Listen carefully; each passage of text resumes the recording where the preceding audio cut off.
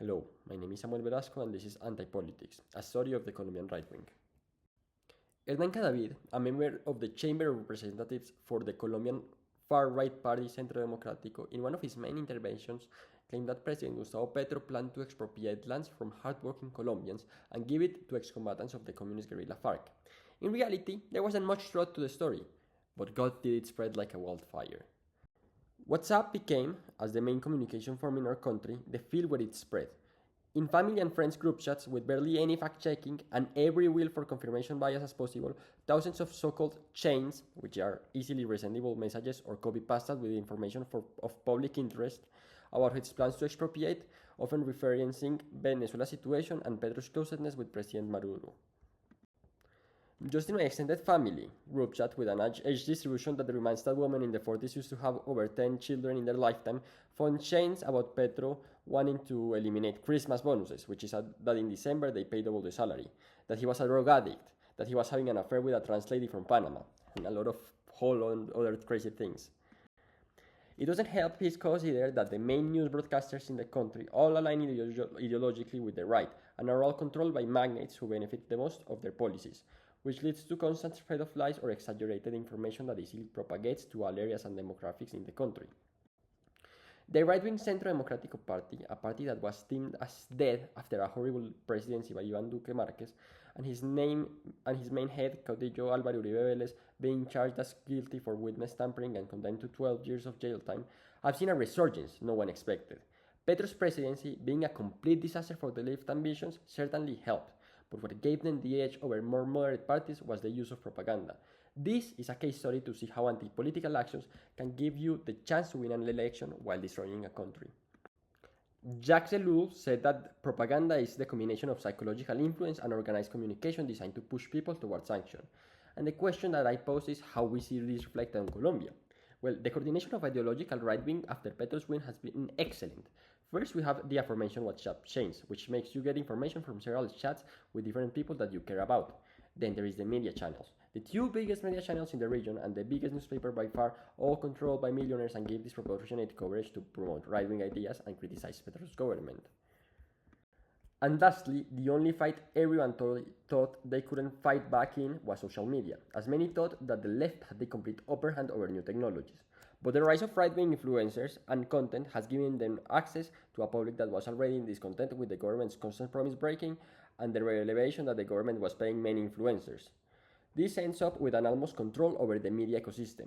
With the control of the media, the narratives, they can push their ideas, the fear, and inspire actions that they want to promote. It is not very hard to guess then why the biggest protest this year has been over the jailing of ex-president Álvaro Uribe and to assign the responsibility of assassination attempt of Centro Democrático's presidential candidate Miguel Uribe. On a similar side of the fence, philosopher Hannah Arendt added that propaganda works by creating lies, and lies do they love to create. Petro will turn us into Venezuela. He will raise the price of the dollar to 10,000 pesos.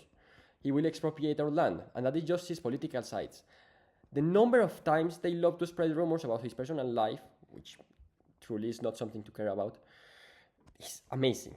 Traditional and important newspapers cannot afford the luxury of blatantly spread misinformation, so they relegate this cheap task to the social media channels and WhatsApp chains, while in their more serious media they invite economists, lawyers, and politicians who love to bash on Petro's ideas.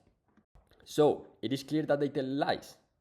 But what kind of lies do they tell and why are they so effective? It's time to see examples of how the Centro Democrático have used some of the most widely known propaganda techniques across their history, but mostly relating to today. First, censorship.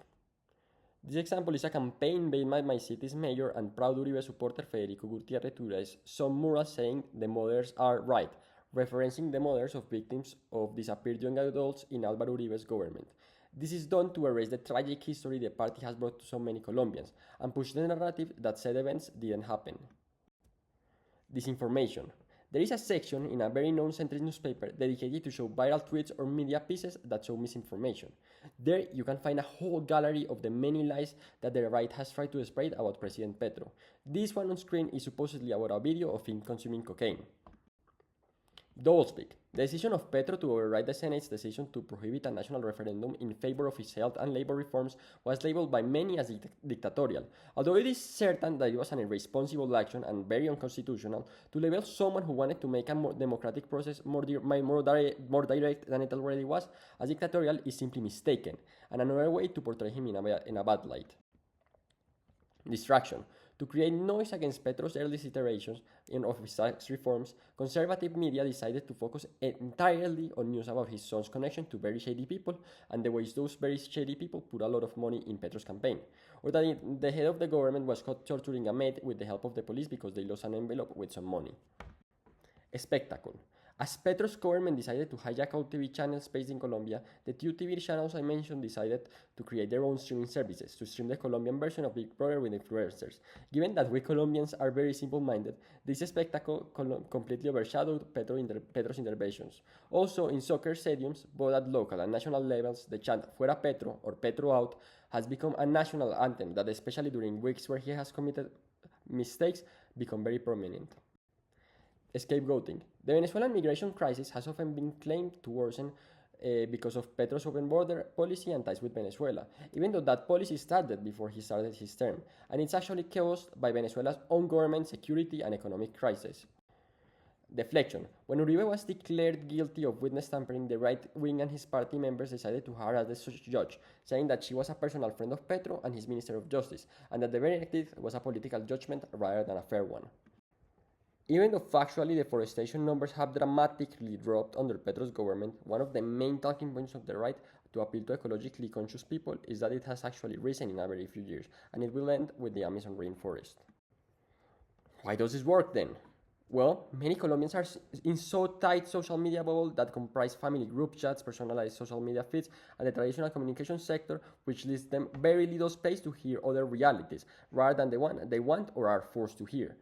And as we read from Arendt, fear is an especially useful tool to convince people. If you go to the other side of the border and look at the Venezuela situation, and then you hear constantly that Petro will turn this country into them, that is indeed scary. That is why 50% of Colombians think that we could become the next Venezuela. At the same time, the right-wing media pushes the narrative that strong-willed authoritarian characters like El Salvador, Nayib Bukele are the solution to the problems of violence and insecurity which Colombia still has, which creates a further division in our society. The thoroughly planned content of the lies, the fear, and the control of information bubbles is what makes the right wing so good at gaining votes. And lastly, I want to add that even I, someone who will disagree with Petro all day long and even made the last video criticizing for several of his shortcomings, understand that this is not the way to move forward or construct the society or country that we all want to have. Trust is what constructs the country, and if we constantly continue spreading lies about each other, then we are destined to live in the same country riddled with violence that we've lived on through the last years.